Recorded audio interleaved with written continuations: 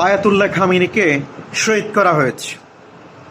কিন্তু Ayatollah Khamenei মৃত্যুর আগে এই পৃথিবীর বড় বড় দেশকে সবাইকে বুঝিয়ে দিয়েছে যে কিভাবে যুদ্ধ করতে হয়। চোখে আঙ্গুল দিয়ে দেখাই দিছে আমেরিকার মতো এত একটা বড় দেশকে চ্যালেঞ্জ করে কিভাবে যুদ্ধ করতে হয়। মৃত্যুর আগে আবুধাবি, কাতার, দুবাই সব জায়গাতে হামলা করছে, কিন্তু সাধারণ মানুষকে বা কাতারকে লক্ষ্য করে হামলা করে নাই। যেসব জায়গায় আমেরিকার সেনাঘাঁটি আছে শুধুমাত্র ওইসব জায়গায় কিন্তু লক্ষ্য করে হামলা করছে। আয়াতুল্লাহ খামিনি বুঝাই দিছে আসলে যুদ্ধ করার জন্য অস্ত্রের প্রয়োজন আছে, তবে মনোবল, বিশ্বাস এগুলো হচ্ছে বড়।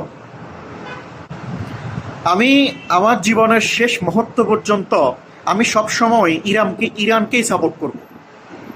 আপনি বলতে পারেন তারা তো শিয়া। আমাদের বাংলাদেশের মধ্যে কিছু মানুষ আছে বলে যে ইরান তো মুসলিম দেশ, কেন মুসলিম দেশে হামলা করছে। যেসব দেশে হামলা করছে সেই দেশগুলো ফিলিস্তিনে মা বোনদেরকে যেভাবে হত্যা করছে, যেভাবে ধ্বংস করছে, কাতার, দুবাই, আবুধাবি, কুয়েত, একটা দেশও কথা বলা নাই। সবাই মুনাফিকের বাচ্চা, সবাই মুনাফিক, কেউ কথা বলে নাই। এই আয়াতুল্লাহ খামিনি, এই ইরান পাশে দাঁড়াইছে নিঃস্বার্থে। যুদ্ধের লেশ কিন্তু এখান থেকে শুট। কিন্তু পৃথিবীতে অনেক মুসলিম রাষ্ট্র আছে বর্তমানে শক্তিশালী, তারা কি করছে? তুরস্ক আছে শুধু মুখে মুখে বলে।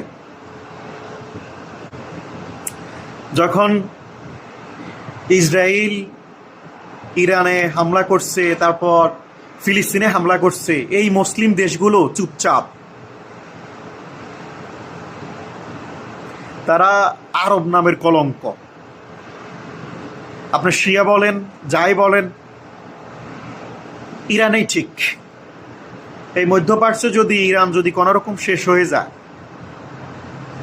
তাহলে দেখবেন আগামী অন্তত কয়েকশো বছরের মধ্যে